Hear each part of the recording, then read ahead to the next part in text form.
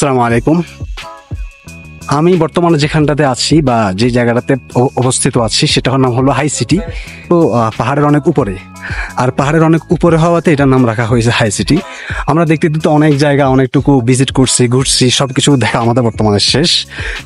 কিছুটা জায়গা আমাদের বাকি আছে।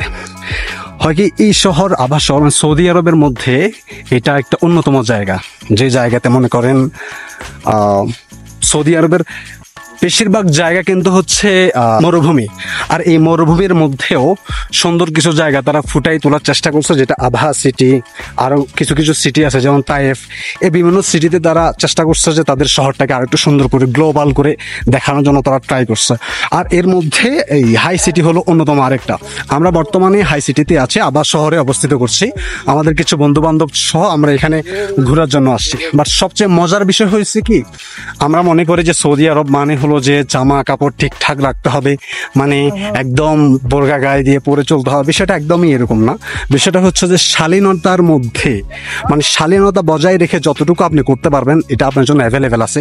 কারণ এখানকার নিয়মের মধ্যে বোরকা পড়তে হবে, এটা এটা এটা তাদের নিয়মের মধ্যে। বাট বিষয়টা হচ্ছে কি, বোরকার মধ্যেও যে শালীনতার যে বিষয়টা আছে এটাই এখানে তুলে ধরা হয়েছে।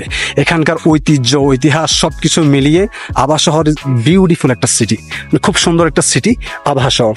সো যারা আসবেন, দেখবেন, ঘুরবেন, তারা আমার এই ভিডিও দেখে যদি আসতে চান, যদি কোনো ইনফরমেশন, পার্সোনাল ইনফরমেশনের প্রয়োজন হয়, তাহলে আমার page, YouTube channel like, comment, সাবস্ক্রাইবের মাধ্যমে আমাকে জানিয়ে দিতে পারেন।